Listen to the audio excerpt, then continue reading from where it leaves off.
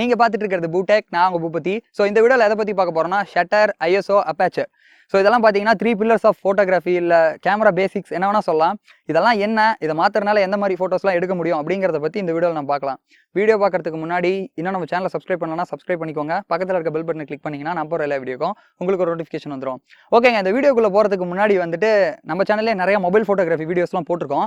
அந்த வீடியோஸ்லாம் நீங்கள் இன்னும் பார்க்கல அப்படின்னா மேலே ஐ பட்டன் கொடுக்குறேன், செக் பண்ணி பாருங்க. ஒரு பிளேலிஸ்ட்டே வச்சிருக்கோம், கண்டிப்பாக அது உங்களுக்கு யூஸ்ஃபுல்லாக இருக்கும். Shutter, ISO, aperture. ஸோ இதை பற்றிலாம் தெரிஞ்சுக்கிறதுக்கு முன்னாடி நீங்கள் முக்கியமாக ஒரு விஷயத்தை தெரிஞ்சுக்கணும். அது என்னது அப்படின்னா, இந்த கேமராலாம் எப்படி ஒர்க் ஆகுது, பேசிக்கான மெக்கானிசம் என்ன. அது ஸ்மார்ட் ஃபோன் கேமராவாக இருந்தாலும் சரி, டிஎஸ்எல்ஆராக இருந்தாலும் சரி, பேசிக்காக எப்படி ஒர்க் ஆகும் அப்படின்னு கேட்டிங்க அப்படின்னா 2 முக்கியமான காம்பனன்ட் இருக்குது. அதாவது சென்சாரு, லென்ஸு. ஓகேவா, லைட்டுங்கிறது லென்ஸ் வழியாக பாஸ் ஆகி சென்சாரில் படும். ஸோ அந்த லைட்டை கேப்சர் பண்ணுற சென்சார் வந்து நமக்கு இமேஜாக கன்வெர்ட் பண்ணி கொடுக்கும். ஸோ இந்த கான்செப்ட்டில் தான் எல்லா கேமராஸும் ஒர்க் ஆகும். இதில் முக்கியமாக நம்ம பார்க்க வேண்டியது என்னன்னா, டிஎஸ்எல்ஆர் கேமராவில் லென்ஸை வந்து நம்மளால் மாற்ற முடியும் நம்ம தேவைக்கு ஏற்ற மாதிரி. பட் ஸ்மார்ட் ஃபோனோட லென்ஸை வந்து நம்மளால் மாற்ற முடியாது. ஸோ அதனால தான் மேனுஃபேக்சரர்ஸ் இப்போ பார்த்தீங்க அப்படின்னா 2-3 லென்ஸ் வச்சு கேமராவை வந்து லான்ச் பண்ணுறாங்க. எக்ஸாம்பிளுக்கு பார்த்தீங்க அப்படின்னா Huawei Mate 20 Pro, இந்த சாம்சங்கோட M20 ஒன்று லான்ச் பண்ணாங்க இப்போ ரீசெண்டாக. ஸோ இதெல்லாம் பார்த்தீங்க அப்படின்னாலே தெரியும், ஒன்றுக்கும் மேற்பட்ட கேமரா இருக்கும். ஏன்னா 2 வேறு டிஃப்ரெண்ட் லென்ஸு, அது மூலமாக டிஃப்ரெண்ட் ஃபோட்டோஸாக நம்மளால் எடுக்க முடியும். ஓகேவா, சரிங்க. இப்போ நம்ம இந்த ஷட்டரு இதை பற்றிலாம் பார்க்கலாம். இதை பற்றி பார்க்கறதுக்கு முன்னாடி முக்கியமாக நான் சொல்கிறது என்ன அப்படின்னா, இப்போ நான் சொல்ல போகிறது எல்லாத்தையுமே வந்து உங்கள் ஸ்மார்ட் ஃபோனில் நீங்கள் மாற்றணும் இல்லை தேவைப்படுற மாதிரி எடுக்கணும் அப்படின்னா உங்களால் ஆட்டோ மோடில் எடுக்க முடியாது. மேனுவல் மோடில் தான் இப்போ நான் சொல்கிறது எல்லாத்தையும் மாற்ற முடியும். ஏன்னா ஆட்டோ மோடில் ஒரு ஃபோட்டோ எடுத்தீங்கன்னு வச்சுக்கோங்களேன். ஸோ அதாவது கேமராவோட சாஃப்ட்வேர் எதை வந்து இமேஜாக காட்டணுமோ அந்த மாதிரி தான் அந்த இமேஜை காட்டும். பட் நீங்கள் நினைக்கிற மாதிரி ஒரு ஃபோட்டோஸ் எடுக்கணும் அப்படின்னா அது மேனுவல் மோடில் மட்டும்தான் முடியும். அப்போ தான் நீங்கள் நினைக்கிறத அந்த ஃப்ரேமில் காட்ட முடியும். ஓகேவா, ஷட்டர்னா என்னங்கிறத பார்க்கலாம். ஷட்டருங்கிறது என்னன்னு பார்க்கறதுக்கு முன்னாடி ஷட்டர் வந்து 2 டைப்புங்க. ஒன்று பார்த்தீங்க அப்படின்னா மெக்கானிக்கல் ஷட்டர்னு சொல்லுவாங்க, இன்னொன்று வந்து பார்த்தீங்கன்னா எலக்ட்ரானிக் ஷட்டர்னு சொல்லுவாங்க. இந்த மெக்கானிக்கல் ஷட்டருங்கிறது மேக்ஸிமம் பார்த்தீங்க அப்படின்னா இந்த டிஎஸ்எல்ஆர்ஸில் தான் நம்மளால் பார்க்க முடியும். அதாவது ஃபிசிக்கலாக ஒரு ஷட்டர் ஓப்பன் ஆகி க்ளோஸ் ஆகும். ஓகேவா, இந்த எலக்ட்ரானிக் ஷட்டருங்கிறது எல்லா ஸ்மார்ட் ஃபோன்ஸ்லையும் மேஜராக இருக்கிறது தான் இந்த எலக்ட்ரானிக் ஷட்டர். ஷட்டர்னா என்ன அப்படின்னு கேட்டிங்கன்னு வச்சுக்கோங்களேன், சென்சாருக்கு முன்னாடி இருக்க கதவு. உங்களுக்கு புரியுற மாதிரி சொல்லணும்னா, அது என்ன வேகத்தில் ஓப்பன் ஆகி க்ளோஸ் ஆகுதோ அந்த ஓப்பன் ஆகிற டைமில் லைட் வந்து சென்சார் மேலே படும். அதை தான் வந்து இமேஜாக சென்சார் நமக்கு கொடுக்கும். ஓகேங்களா, ஷட்டர் எப்பயுமே பார்த்தீங்க அப்படின்னா ஸ்பீடில் தான் அளப்பாங்க. இப்போ நார்மலாக 1 செகண்டுங்கிறது நமக்கு ஓகே, நம்ம கண்ணால் அதை பார்த்துட முடியும். பட் ரொம்பவே வேகமாக ஏதாவது ஒரு பொருள் போயிட்டு இருக்கு, ஸோ ரொம்ப வேகமாக நடந்துட்டு இருக்கு, எதையா அவனை கேப்சர் பண்ணணும்னா அந்த ஷட்டர் வந்து 1 செகண்டுக்கு கம்மியாக வந்து ரொம்ப வேகமாக ஓப்பன் ஆகி க்ளோஸ் ஆகணும். அதனால தான் அதை வந்து ஃப்ராக்ஷனில் சொல்லுவாங்க. இப்போ எக்ஸாம்பிளுக்கு 1ங்கிறது 1 செகண்ட்னு வச்சுக்கோங்களேன். ஷட்டரை எப்படி சொல்லுவாங்க அப்படின்னா 1/30, 1/100, 1/500, 1/1000 அப்படின்னு போயிட்டே இருப்பாங்க. அப்போ 1/1000னா 1/1000th ஆஃப் தி செகண்ட் மட்டும் அந்த ஷட்டர் ஓப்பன் க்ளோஸ் ஆகும். அந்த செகண்ட்ல எந்த லைட் வந்து உள்ள சென்சார்ல படுது பாத்தீங்களா, சோ அதுதான் அப்ப என்ன நடந்துச்சோ அதை கேப்சர் பண்ணி நமக்கு இமேஜா. ஓகேங்க, இப்போ இந்த இமேஜ் பாத்தீங்க அப்படின்னா தெரியும், ஷட்டரை வந்து 3ஆ பிரிச்சிருப்பாங்க. அதாவது வந்து ஸ்பீடு ரொம்ப ஹை, நார்மல் ஸ்பீடு, அது மட்டும் இல்லாமல் பார்த்தீங்கன்னா வெரி லோ ஸ்பீடு. அதாவது எந்த அளவுக்கு ஸ்பீடு கம்மியாக இருக்கும் அந்த அளவுக்கு ரொம்ப நேரம் வந்து பார்த்தீங்க அப்படின்னா ஷட்டர் ஓப்பன்லேயே இருக்கும். ஓகேவா, இப்போ வந்து 3க்கு ஒரு எக்ஸாம்பிள் பார்க்கலாம். ஹை ஸ்பீட் ஷட்டர் எதுக்கு யூஸ் பண்ணுவாங்க அப்படின்னு கேட்டிங்கன்னா, ஷட்டர் ரொம்ப ஹையாக வைக்கிறோம்னா ஏதாவது ஒரு பொருள் வேகமாக கிராஸ் ஆகுது அதை வந்து நம்ம இமேஜாக எடுக்கணும்னா ஹை ஸ்பீட் யூஸ் பண்ணுவாங்க. நார்மல் இந்த மாடரேட் அப்படிங்கிறது இந்த 1/250 இல்லை 1/60ங்கிறது நார்மலாக ஒரு ஃபோட்டோ எடுக்கிறது, நான் மூவல் ஆப்ஜெக்டை தாராளமாக எடுக்கலாம். இந்த லோ ஷட்டர் எதுக்கு யூஸ் பண்ணுவாங்க அப்படின்னு கேட்டிங்கன்னு வச்சுக்கோங்களேன், அது வந்து ரொம்ப பிரைட்னஸ் கம்மியாக இருந்தாலும் லோ ஷட்டரை யூஸ் பண்ணுவாங்க. அதை தாண்டி வந்து லாங் எக்ஸ்போஷர் ஷாட்ஸ் எடுக்கிறதுக்கும் லோ ஷட்டரை யூஸ் பண்ணுவாங்க. ஸோ இப்போ எக்ஸாம்பிளுக்கு ஒரு நதி ஓடுறதை எடுக்கிறீங்கன்னு வச்சுக்கோங்க. நார்மலாக தண்ணி ஓடிட்டு இருக்கு, நீங்கள் நார்மல் ஒரு 250-60 வச்சு எடுத்தால் ஒரு இமேஜாக கிடைக்கும். பட் இந்த லாங் எக்ஸ்போஷரில் வைக்கக்குள்ள என்ன நடக்கும் அப்படின்னு கேட்டிங்கன்னா, ரொம்ப நேரம் ஷட்டர் இப்படியே ஓப்பனில் இருக்கும். எவ்வளோ நேரம் ஷட்டர் ஓப்பனில் இருக்கோ அவ்வளோ நேரம் என்ன நடக்குதுங்கிற எல்லா டீட்டெயில்ஸையுமே இந்த சென்சார் கேப்சர் பண்ணி வைக்கும். ஸோ அதுக்கான ரிசல்ட் என்னவா இருக்குன்னா இந்த இமேஜை பாருங்கள். ஸோ இந்த மாதிரியான ஃபோட்டோஸ் எல்லாமே எடுக்கிறதுக்கான காரணம் இந்த மாதிரி வந்து ஷட்டர் ஸ்பீடை ரொம்ப ஸ்லோவாக வைக்கிறனால தான் இந்த மாதிரி இமேஜஸ்லாம் நம்மளால் எடுக்க முடியுது. ஸோ இந்த மாதிரி ஷட்டர் ஸ்பீடை கம்மியாக வைக்கிறனால ஒரு டிஸ்அட்வான்டேஜும் இருக்குதுங்க. அது என்ன அப்படின்னு கேட்டிங்கன்னா, ரொம்ப நேரம் ஷட்டர் ஓப்பனில் இருக்குது, எல்லா டீட்டெயில்ஸுமே சென்சார் கேப்சர் பண்ணுது. பட் என்னன்னா அவ்வளோ நேரம் கேமராவை ஆடாமல் கையில் பிடிக்கணும், அது பாசிபிளே கிடையாது. 1 செகண்டை உங்கள் ஸ்மார்ட் ஃபோன் ஆடாமல் உங்களை பிடிக்க சொன்னால் பிடிக்க முடியாது. என்னதான் என் கை வந்து ஸ்ட்ராங்கு, நான் ஆடாமல் பிடிப்பேன் அப்படின்னு சொன்னாலும் நம்ம வேணா சொல்லிக்கலாம். பட் ரியாலிட்டியில் நமக்கே தெரியாமல் சின்ன சின்ன ஷேக் இருக்கும். அதனால இமேஜ் பார்த்தீங்க அப்படின்னா ரொம்பவே ஷேக்கியாக தான் வரும். ஸோ அதனால தான் ஸ்மார்ட் ஃபோன் மேனுஃபேக்சரர்ஸ் வந்து OIS அப்படின்னு சொல்லிட்டு ஒன்று கொடுப்பாங்க. இது என்ன அப்படின்னு கேட்டிங்கன்னா, ஆப்டிக்கல் இமேஜ் ஸ்டெபிலைசேஷன். ஒரு சின்ன மோட்டார் அந்த கேமரா பக்கத்துலேயே இருக்கும். எதுக்குன்னா, நீங்கள் இப்படி கேமரா ஆட்டுறீங்க அப்படின்னா அதுக்கு ஆப்போசிட்டாக அது சின்னதாக ஆடி கொஞ்சம் அட்ஜஸ்ட் பண்ணி இமேஜ் ஷேக் ஆகாத மாதிரி கொடுக்கும். பட் ப்ராக்டிக்கலாக வந்து 1 செகண்டுக்குங்கிறது முடியாது. அதே மாதிரி சின்ன சின்ன ஷேக்கை தான் வந்து இந்த ஆப்டிக்கல் இமேஜ் ஸ்டெபிலைசேஷன் சரி பண்ணும். ஸோ இந்த மாதிரி வந்து ஷட்டரை ஸ்லோவாக வச்சு ஏதாவது ஒரு ஃபோட்டோ எடுக்கிறோம் அப்படின்னா அதுக்கு வேறு வழியே இல்லை, நம்ம ட்ரைபாட் தான் யூஸ் பண்ணி ஆகணும். இது கேமராவாக இருந்தாலும் சரி, ஸ்மார்ட் ஃபோனாக இருந்தாலும் சரி, இதுதான் நியதி. ஓகேங்க, இப்போ இந்த ஷட்டர்னா என்ன, எப்படி ஒர்க் ஆகுதுங்கிற ஓரளவுக்கு ஒரு ஐடியா கிடைச்சிருக்கும். இது என்ன கிளியரா ஈஸியா ஒரே லைன்ல சொல்லணும்னு வச்சுக்கோங்களேன். எவ்வளவு நேரம் சென்சார்ல லைட் பண்ணுங்கிறத முடிவு பண்றது ஷட்டர். எவ்வளவு நேரம் ஷட்டர் ஓப்பன்ல இருக்கோ அவ்வளவு நேரம் லைட் வந்து சென்சார்ல படும். ஓகேவா? இப்போ உங்க முன்னாடி வந்து 2 இமேஜ் இருக்கு. இந்த 2 இமேஜையும் பாருங்க. இது ரெண்டுமே பாத்தீங்க அப்படின்னா டிஃபரண்ட் ஷட்டர்ல எடுத்தது பகல் டைம்ல. ஸோ இந்த 2 இமேஜையும் பார்க்கக்குள்ளேயே உங்களுக்கு தெரியும். ஸோ வந்து ஷட்டர் வந்து ஆல்ரெடி வெயில் அதிகமா இருக்கனால நான் என்ன பண்ணியிருக்கேன், ஷட்டரை வந்து ரொம்ப அதிகமா வச்சிருக்கேன். அதனால லைட் வந்து பாத்தீங்க அப்படின்னா இந்த இமேஜ்ல வந்து கரெக்டா தேவைப்படுற அளவுக்கு பட்டிருக்கு. பட் இது பக்கத்துல இருக்க இமேஜ் பாத்தீங்க அப்படின்னா ஷட்டர் கொஞ்சம் ஸ்லோவா வச்சனால என்ன நடந்திருக்குன்னா, ஸோ ரொம்பவே வந்து வெளிச்சம் ரொம்ப சென்சார்ல பட்டிருக்கு. அதனால இமேஜே பாத்தீங்க அப்படின்னா ஓவர் எக்ஸ்போஸ் ஆகி ரொம்ப வந்து பிரைட்டா தெரியுது. ஸோ இதுதான் பாத்தீங்க அப்படின்னா டிஃபரன்ஸ். ஸோ நம்ம செகண்ட் பார்க்க போறது அப்பேச்சர். ஸோ இந்த அப்பேச்சருங்கிறது பாத்தீங்க அப்படின்னா போட்டோகிராஃபிக்கு ஒரு மிகப்பெரிய ரோல் வந்து பிளே பண்ணுது. பட் முக்கியமா இதில் நம்ம பார்க்க வேண்டியது என்னது அப்படின்னு கேட்டிங்க அப்படின்னா, இந்த அப்பேச்சருங்கிறது நம்ம ஃபோன் இருக்கு பார்த்தீங்களா, ஸ்மார்ட் ஃபோன், அதில் இருக்க கேமராவால் அப்பேச்சரை மாற்ற முடியாது. ஃபிக்ஸ்டாக நம்ம ஸ்மார்ட் ஃபோன் மேனுஃபேக்சரர்ஸ் வாங்கக்குள்ள சொல்லியிருப்பாங்க F1.8 F1.9. ஸோ அது ஃபிக்ஸ்டாக அப்படியே தான் இருக்கும், மாற்ற முடியாது. இதுக்கு வந்து சில ஃபோன்ஸ் வந்து எக்ஸப்ஷன்ஸ். சாம்சங் பார்த்தீங்க அப்படின்னா அவங்களோட Note 9, அது மட்டும் இல்லாமல் பார்த்தீங்கன்னா அவங்களோட S9 இந்த ஸ்மார்ட் ஃபோன்ஸ்லாம் வந்து அப்பேச்சரை வந்து மாற்றுற மாதிரி கொடுத்துருந்தாங்க. இந்த மாதிரி சில ஃபோன்ஸ் தான் வந்து எக்ஸப்ஷன்ஸ். மற்றபடி நீங்கள் கேமராவில் மட்டும்தான் இந்த அப்பேச்சருங்கிறத மாற்ற முடியும். அப்புறம் ஏன் இந்த வீடியோவில் சொல்கிறீங்க அப்படின்னா, இது என்னங்கிறத தெரிஞ்சுக்கோங்க. அது வந்து உங்களுக்கு ஒரு ஐடியா கொடுக்கும். இந்த அப்பேச்சருங்கிறது என்ன பண்ணும் அப்படின்னு கேட்டிங்கன்னா, எந்த அளவுக்கு லைட் உள்ளே வரணும் கேமராக்குள்ளே அப்படிங்கிறத இந்த அப்பேச்சர் தான் முடிவு பண்ணும். என்ன பிரதர் ஷட்டரையும் அப்பேச்சரையும் குழப்பறீங்க அப்படின்னு கேட்குறீங்களா? ஷட்டருங்கிறது எவ்வளோ நேரம் லைட் வந்து சென்சாரில் பண்ணுங்கிறத தான் முடிவு பண்ணும். எவ்வளோ லைட் உள்ள வரணுங்கிறத முடிவு பண்றது இந்த அப்பேச்சர். இந்த அப்பேச்சர் பாத்தீங்க அப்படின்னா F வேல்யூல தான் சொல்லுவாங்க. அதாவது F1.8 1.1 அது மட்டும் இல்லாம அப்படியே லார்ஜ் ஆகிட்டே போகும். F22 வரைக்கும் போகும்னு வச்சுக்கோங்க.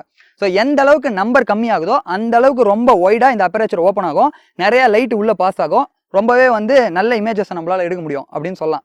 ஸோ இதை தாண்டி பார்த்தீங்க அப்படின்னா இது இன்னொரு முக்கியமான ஒரு விஷயம் பண்ணும். அது என்னன்னா டெப்த் ஆஃப் ஃபீல்டு.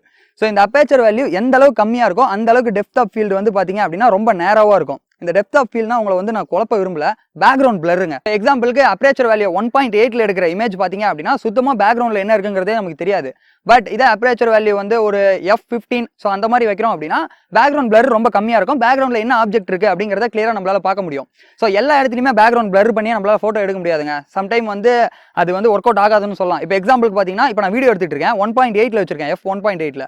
ஸோ இப்போ பேக்ரவுண்ட் பிளராக இருக்கு, இது வந்து ஒர்க் அவுட் ஆகும். இதே வந்து நீங்கள் ஏதாவது ஒரு லேண்ட்ஸ்கேப் ஃபோட்டோ எடுக்கிறீங்க, எல்லாமே டீட்டெயில்ஸ் கவர் ஆகணும். இல்லை எனக்கு பின்னாடி ஒரு ஆள் நிற்கிறாங்க, அவங்களும் வந்து ஃப்ரேமில் தெரியணும் அப்படின்னா அந்த மாதிரி டைமில் F வேல்யூ வந்து அதிகப்படுத்துவாங்க. ஓகேவா? பேசிக்காக அப்பேச்சர் ரெண்டே விஷயம் தாங்க பண்ணும். எந்த அளவுக்கு லைட் உள்ள வரணும் அப்படிங்கிறதையும் முடிவு பண்ணும். பேக்ரவுண்ட் பிளர் அதாவது அந்த டெப்த் ஆஃப் ஃபீல்டு எந்த அளவுக்கு இருக்கணுங்கிறத இந்த அப்பேச்சர் வேல்யூ தான் முடிவு பண்ணும். இதில் நீங்கள் இன்னொன்று பார்க்க வேண்டியது F வேல்யூ அதிகமாக இந்த அப்பேச்சர் பார்த்தீங்க அப்படின்னா சுருங்கிக்கிட்டே வரும். ஸோ அது வந்து இதில் ஒரு பாயிண்ட். மூணாவது நம்ம பார்க்க போகிறது ISO. ஸோ ஐஎஸ்ஓனா என்ன அப்படின்னு கேட்டிங்கன்னு வச்சுக்கோங்களேன், இமேஜ் சென்சாரோட சென்சிட்டிவிட்டியை வந்து நம்ம வந்து அட்ஜஸ்ட் பண்ணுறது தான் இந்த ISO வேல்யூ அப்படின்னு சொல்லுவாங்க. ஸோ இது என்ன நான் கிளியராக ஒரே வேர்டில் சொல்லணும் அப்படின்னா ஃபேக் லைட் அப்படின்னு சொல்லலாம். அதாவது வந்து ஐஎஸ்ஓட வேல்யூ அதிகப்படுத்த இந்த இமேஜர் வந்து ரொம்பவே பிரைட் ஆகுங்க. ஓகேவா? ஸோ அதுதான் வந்து இந்த ISO. இதில் இன்னும் ரொம்ப முக்கியமாக பார்க்க வேண்டியது, இந்த ISOவை நீங்கள் அதிகப்படுத்திக்கிட்டே போனீங்க அப்படின்னா இமேஜில் வந்து நாய்ஸ் இருக்கும். ஏன்னா சென்சிட்டிவ் ஓவராக அந்த சென்சரில் இருக்கிறனால. ஸோ இதுதான் இந்த ISOவில் நீங்கள் பார்க்க வேண்டியது. அதே மாதிரி இந்த ISOவோட வேல்யூங்கிறது பார்த்தீங்க அப்படின்னா நீங்கள் யூஸ் பண்ணுற ஸ்மார்ட் ஃபோனு, நீங்கள் யூஸ் பண்ணுற DSLR பொறுத்து மாறும். அதோட ஹையர் வேல்யூ லோயர் வேல்யூவும். இப்போ வந்து உங்களுக்கு ஒரு கேள்வி வரலாம், எதுக்கு இந்த ISO? அதுதான் வந்து ஷட்டர் இருக்குது, அதே நேரத்தில் அப்பேச்சர் இருக்குது. அப்பேச்சரை நல்லா ஒய்டரில் ஓப்பனில் 1.1 இல்லை 1.4ல வச்சு ஷட்டரை வந்து ரொம்ப நேரம் ஓப்பனில் வச்சாலே நம்மளால நல்ல இமேஜஸ் எடுக்க முடியுமே அப்படின்னு நீங்கள் சொன்னீங்க அப்படின்னா அது அப்படி கிடையாது. எக்ஸாம்பிளுக்கு நீங்கள் வந்து ஒரு லோ லைட் ஃபோட்டோ எடுக்கிறீங்கன்னு வச்சுக்கோங்களேன். ஸோ அந்த உங்கள் ஸ்மார்ட் ஃபோனில் வந்து அப்பேச்சரை மாற்ற முடியாது, இருக்கிற அப்பேச்சர் வேல்யூ அப்படியே விட்டுறீங்க, ஷட்டரை முடிஞ்ச அளவுக்கு ஸ்லோ பண்ணிடுறீங்க, ஒரு ட்ரைபாடில் வச்சு ஒரு ஃபோட்டோ எடுக்கிறீங்க அப்படின்னா நீங்கள் எதிர்பார்த்த மாதிரி அந்த ஃபோட்டோ வராது, கொஞ்சம் டார்க்காக தான் இருக்கும். எதனால அப்படின்னு கேட்டிங்க அப்படின்னா முடிஞ்ச அளவுக்கு வந்து ஷட்டர் ஓப்பன் ஆகி என்ன நேச்சுரல் லைட் கிடைக்குதோ அந்த லைட்டை மட்டும் தான் அதை காட்டும். பட் இந்த ISO இன்க்ரீஸ் பண்ணீங்கன்னா இமேஜ் சென்சாரோட சென்சிட்டிவிட்டி அதிகமாகும். அதனால ஃபேக் லைட் அப்படின்னு சொல்றேன்னா ஒரு பிரைட்னஸ் ரொம்ப அதிகமாக கிடைக்கும். இப்போ லோ லைட்ல ஃபோட்டோ எடுக்கல கண்டிப்பாக நீங்கள் ISO இன்க்ரீஸ் பண்ணி தான் ஆகணும், வேற வழியே கிடையாது. பட் அதுக்குன்னு ஒரு லிமிட் இருக்கு. நீங்கள் ரொம்ப ISO இன்க்ரீஸ் பண்ணீங்கனாலும் ஆல்ரெடி நான் சொன்ன மாதிரி இமேஜில் வந்து கிரைன்ஸ் அந்த நாய்ஸ் வந்து உங்களுக்கு தெரியும். ஸோ அவ்வளோதாங்க இந்த ஷட்டரு, அப்பேச்சரு, ISO இதை மூணும் புரியுற மாதிரி ஒரு வேர்டில் சொல்லணும் அப்படின்னா ஷட்டருங்கிறது எவ்வளோ நேரம் சென்சாரில் லைட் பண்ணும் அப்படிங்கிறத முடிவு பண்ணுறது. எவ்வளோ நேரம் ஓப்பனில் இருக்கோ அவ்வளோ நேரம் சென்சாரில் லைட் படும். ஸோ ரெண்டாவது அப்பேச்சர். ஸோ எந்த அளவுக்கான லைட் உள்ளே போகணும் முடிவு பண்ணுறது அப்பேச்சர். ISOங்கிறது சென்சிட்டிவிட்டி, எந்த அளவுக்கு வந்து ஃபேக் லைட், அதாவது ஒரு இடத்துல ரொம்ப வந்து பிரைட்னஸ் கம்மியாக இருக்குன்னா இந்த ISO நீங்கள் அதிகப்படுத்த அந்த இடத்துல இருக்க பிரைட்னஸ் வந்து அதிகமாகும். ஓகேவா? ஸோ இது மூணையும் கண்ட்ரோல் பண்ணுறது மூலமாக உங்களால் நீங்கள் நினச்ச மாதிரியான இமேஜஸை எடுக்க முடியும். ஓகேங்க, சில எக்ஸாம்பிள் இமேஜஸ் எல்லாம் பார்த்தீங்க அப்படின்னா உங்களுக்கு இன்னும் கிளியராக புரியும். இப்போ நீங்கள் பார்க்க போகிற எல்லா இமேஜும் பார்த்தீங்க அப்படின்னா என்னோட ஸ்மார்ட் ஃபோனில் நான் எடுத்தது தான், எந்த விதமான எடிட்டும் பண்ணல. இந்த 2 இமேஜையும் பாருங்க, ஸோ ஒரு சைடில் இருக்க இமேஜ் பார்த்தீங்க அப்படின்னா ஐஎஸ்ஓ எல்லாமே 100 தான், அப்பேச்சர் வேல்யூ 1.9 தான் ஃபிக்ஸ்டாக ஸ்மார்ட் ஃபோனில் இருக்கு. ஒன்று பார்த்தீங்க அப்படின்னா 1/900 அப்படிங்கிற ஷட்டரில் இருக்கு, இன்னொன்று பார்த்தீங்க அப்படின்னா 1/50ங்கிற ஷட்டரில் இருக்கு. இது வந்து சூரியன் வந்து மறையிற டைம், ஸோ அதனால வந்து நான் அந்த அளவுக்கு ஷட்டரை ஸ்லோவாக வச்சு எடுத்தேன் 1/50ங்கிறது. ஸோ அதனால பார்த்தீங்க அப்படின்னா இந்த இமேஜ் வந்து ஓரளவுக்கு நல்லா இருக்கு, ஏன்னா சன்செட் ஆகுது அப்படிங்கிறது நமக்கு தெரியுது அந்த ஆரஞ்சிஷா. அடுத்தது இந்த 2 இமேஜும் பாருங்க. இந்த 2 இமேஜும் பார்த்தீங்க அப்படின்னா பெசன்ட் நகர் பீச்சில் சோளக்கருது சுடக்குள்ள எடுத்தது.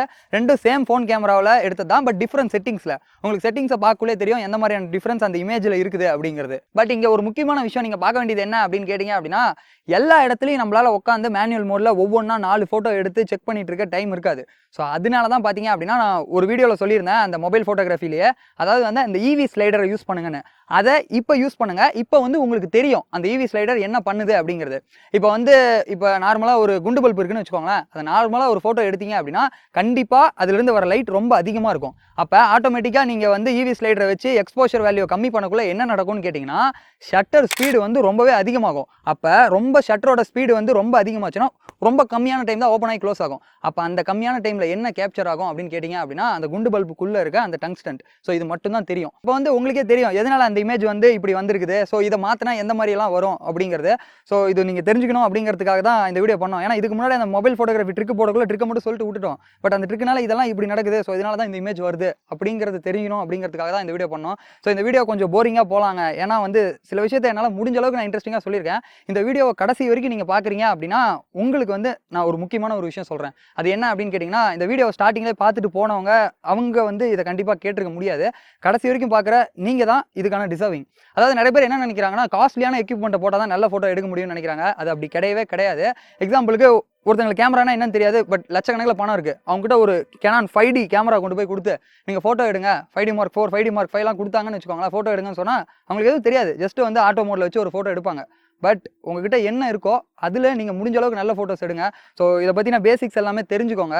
நீங்கள் ப்ராக்டிஸ் பண்ண மட்டும்தான் உங்கள் நாலேஜ் வளர்த்துட்டு நீங்கள் எடுக்கக்குள்ள தான் நல்ல ஃபோட்டோஸ் உங்களால் எடுக்க முடியும். அதனால் நான் என்றைக்குமே வந்து என்கிட்ட அந்த டிஎஸ்எல்ஆர் இல்லை, என்கிட்ட டிஎஸ்எல்ஆரே இல்லை அப்படின்லாம் ஃபீல் பண்ணாதீங்க. உங்கள்கிட்ட இருக்க ஸ்மார்ட் ஃபோனாக இருக்கட்டும், எந்த விஷயம் எந்த கேமராவானா இருக்கட்டும், அதுலேயே உங்களாலே நல்ல ஃபோட்டோஸ் எடுக்க முடியும். Everything takes some time, same time அதுக்கான ஒர்க்கை நீங்கள் பண்ணக்குள்ள. ஸோ அவ்வளோதான்.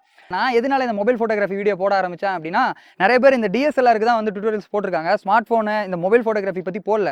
ஏன்னா நான்லாம் எல்லா வீடியோஸும் மேக்ஸிமம் பார்த்தீங்க அப்படின்னா ஸ்மார்ட் ஃபோனில் தான் எடுத்தது. ஸோ அதெல்லாம் வந்து தெரியணும் எல்லாருக்கும் அப்படிங்கிறது தான். அதுலேயும் சில பேர் வந்து பைபாஸில் அன்றைக்கி வண்டி ஓட்டிட்டு இருந்தேன், இந்த ஷூட்டாக இன்னொரு ஷூட்டுக்கு போயிட்டு இருக்கக்குள்ள வந்து ஒருத்தர் நீங்கள் மொபைல் ஃபோட்டோகிராஃபி வீடியோ போட்டவர் தானே, அவங்க சேனலை சப்ஸ்கிரைப் பண்ணிட்டேன் அப்படின்னு சொன்னார். அது நமக்கே தெரியாமல் உள்ள ஒரு சின்ன சந்தோஷம். இன்ஸ்டாகிராமில் நிறைய பேர் நல்ல ஃபோட்டோஸ் எடுத்து என்ன டேக் பண்ணியிருந்தாங்க. பார்த்துட்டு இருக்க நீங்களும் இதில் மூலமாக ஏதாவது கற்றுக்கிட்டு நல்ல ஃபோட்டோ எடுத்தீங்கன்னா தாராளமாக என்ன இன்ஸ்டாகிராம் லிங்க் வந்து கீழே டிஸ்கிரிப்ஷனில் கொடுக்குறேன், ஐடி வந்து இங்கே எங்கேயாவது ஓடும். ஸோ அதில் வந்து நீங்கள் டேக் பண்ணி போஸ்ட் பண்ணுங்கள், கண்டிப்பாக நான் அதை பார்க்குறேன், அது எப்படி இருக்குங்கிறத கமெண்ட்ஸில் சொல்கிறேன். இந்த வீடியோ பிடிச்சிருந்தா ஒரு லைக் கொடுங்க. வீடியோக்கோசரம் உண்மையாலுமே ஒர்க் பண்ணியிருக்கோம், முடியல குருவிலாம் வேறு கற்றுது. ஸோ அதனால் சப்ஸ்கிரைப், பெல் பட்டன் எல்லாமே பண்ணி விட்ருங்க, ஷேர்லாம் பண்ணி விடுங்க, எல்லாருக்கும் தெரியட்டும். Love you guys, thank you for வாட்சிங் தி வீடியோ. எப்படி ஒர்க் ஆகுது அப்படிங்கிறது உங்களுக்கு தெரியாமல் இருந்திருக்கலாம். ஸோ இப்போ வந்து இந்த பேசிக்ஸ்லாம் தெரியறனால இதனால இந்த ஃபோட்டோ இப்படி வந்திருக்கு, ஸோ இதை இப்படி எடுத்தால் இப்படி வரும் அப்படிங்கிறது உங்களுக்கு தெரியணும், தெரிஞ்சாதான் அது நல்லது. ஸோ அதனால தான் வந்து இந்த வீடியோவும் பண்ணியிருக்கோம். ரொம்பவே ஒன்றையெல்லாம் வலிக்குதுங்க. ஸோ அதனால் என்ன பண்ணுறதுன்னு வேறு தெரியல, இதை ப்ளூப்பரில் போட்ட வேண்டியதான்.